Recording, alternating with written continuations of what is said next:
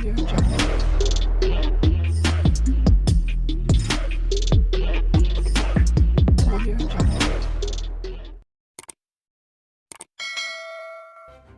kasih kerana memilih channel ini. Sebelum kita mulakan video ini, sila pertimbangkan untuk menekan butang like, share dan subscribe dan aktifkan butang lonceng anda agar anda sentiasa mendapat info-info percuma pada setiap hari dari channel kami. Dan tinggalkan komen anda kerana komen anda amatlah dihargai. Terima kasih.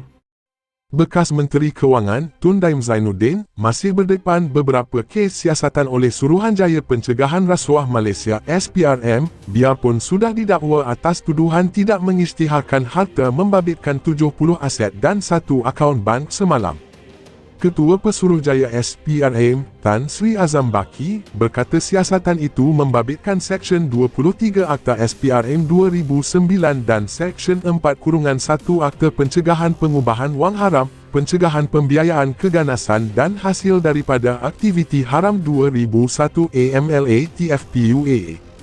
Beliau berkata, pertuduhan semalam hanya membabitkan pendakwaan mengikut Seksyen 36-1 Akta SPRM 2009 kerana gagal isytihar harta. Selepas pertuduhan itu, siasatan SPRM terhadap beliau, Daim, bagi kes-kes lain diteruskan, katanya kepada portal berita dalam talian, Scoop, seperti yang dilaporkan hari ini. Semalam, Daim mengaku tidak bersalah di Mahkamah Session di sini atas tuduhan gagal mematuhi notis SPRM dengan tidak mengisytiharkan harta. Daim, 85, atau nama sebenarnya Cik Abdul Daim Zainuddin kelihatan tenang dan hanya menjawab faham dan minta dibicara selepas tuduhan terhadapnya dibacakan jurubahasa mahkamah di hadapan Hakim Azura Alwi.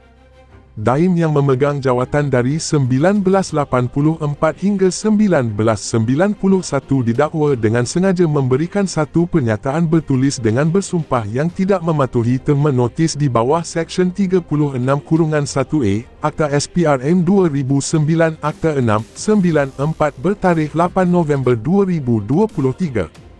Notis telah dihantar kepada tertuduh oleh seorang pegawai SPRM berpangkat Pesuruhjaya dan yang lebih tinggi pada 14 November 2023 dengan tidak mengisytiharkan harta membabitkan 70 aset dan 1 akaun bank.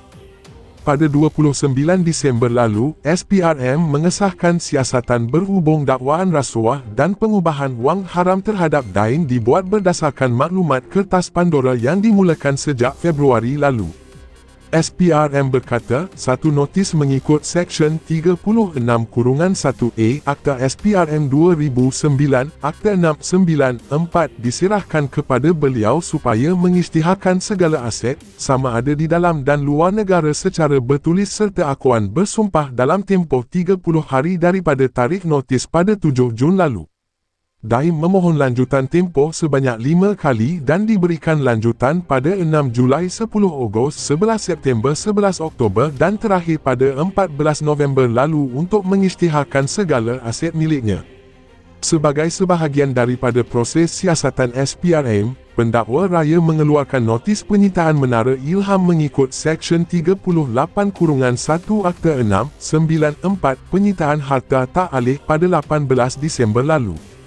Daim disiasat mengikut Seksyen 23 Akta Sama dan Seksyen 4-1 Akta Pencegahan Pengubahan Wang Haram, Pencegahan Pembiayaan Keganasan dan Hasil daripada Aktiviti Haram 2001 AMLA TFPUA, kata SPRM.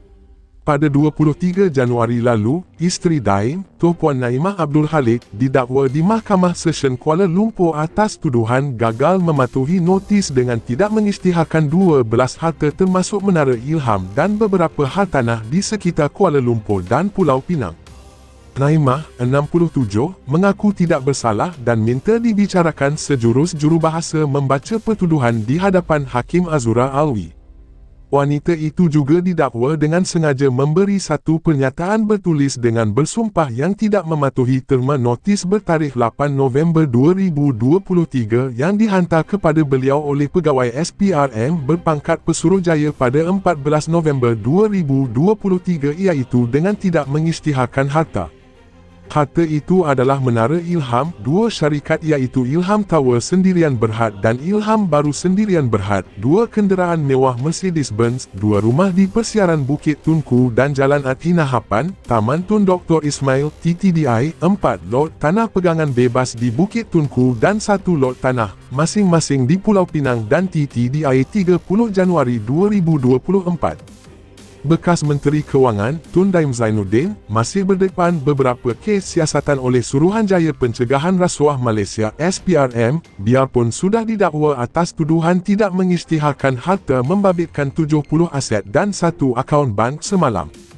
Ketua Pesuruhjaya SPRM, Tan Sri Azam Baki, berkata siasatan itu membabitkan Seksyen 23 Akta SPRM 2009 dan Seksyen 4-1 Akta Pencegahan Pengubahan Wang Haram, Pencegahan Pembiayaan Keganasan dan Hasil daripada Aktiviti Haram 2001 AMLA TFPUA.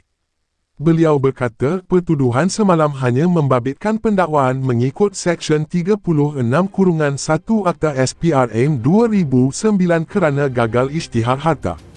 Selepas pertuduhan itu, siasatan SPRM terhadap beliau, Daim, bagi kes-kes lain diteruskan, katanya kepada portal berita dalam talian, Skop, seperti yang dilaporkan hari ini. Semalam, Daim mengaku tidak bersalah di Mahkamah Session di sini atas tuduhan gagal mematuhi notis SPRM dengan tidak mengisytiharkan harta. Daim, 85, atau nama sebenarnya Cik Abdul Daim Zainuddin kelihatan tenang dan hanya menjawab faham dan minta dibicara selepas tuduhan terhadapnya dibacakan jurubahasa mahkamah di hadapan Hakim Azura Alwi.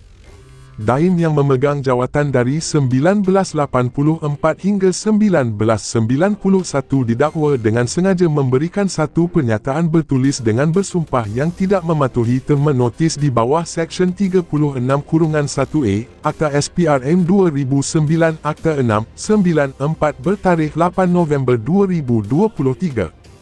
Notis telah dihantar kepada tertuduh oleh seorang pegawai SPRM berpangkat Pesuruhjaya dan yang lebih tinggi pada 14 November 2023 dengan tidak mengisytiharkan harta membabitkan 70 aset dan 1 akaun bank.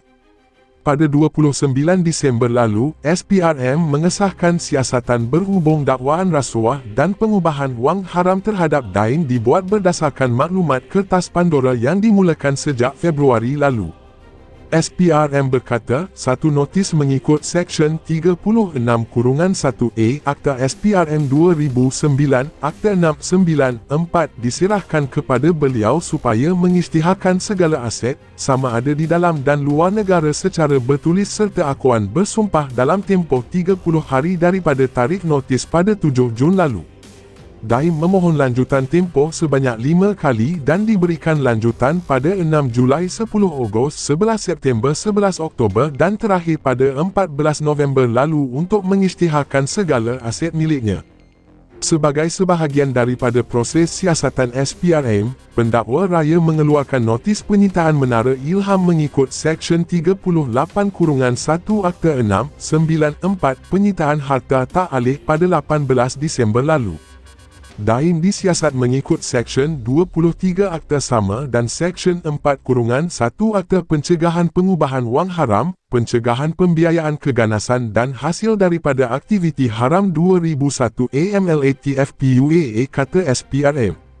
Pada 23 Januari lalu, isteri Daim, Tuan Naimah Abdul Khalid, didakwa di Mahkamah Session Kuala Lumpur atas tuduhan gagal mematuhi notis dengan tidak mengisytiharkan 12 harta termasuk Menara Ilham dan beberapa hartanah di sekitar Kuala Lumpur dan Pulau Pinang. Naimah, 67, mengaku tidak bersalah dan minta dibicarakan sejurus jurubahasa membaca pertuduhan di hadapan Hakim Azura Alwi. Wanita itu juga didakwa dengan sengaja memberi satu pernyataan bertulis dengan bersumpah yang tidak mematuhi terma notis bertarikh 8 November 2023 yang dihantar kepada beliau oleh pegawai SPRM berpangkat Pesuruhjaya pada 14 November 2023 iaitu dengan tidak mengisytiharkan harta. Harta itu adalah Menara Ilham, dua syarikat iaitu Ilham Tower Sendirian Berhad dan Ilham Baru Sendirian Berhad, dua kenderaan mewah Mercedes-Benz, dua rumah di Persiaran Bukit Tunku dan Jalan Atina Hapan, Taman Tun Dr. Ismail, TTDI, 4 lot tanah pegangan bebas di Bukit Tunku dan 1 lot tanah, masing-masing di Pulau Pinang dan TTDI 30 Januari 2024.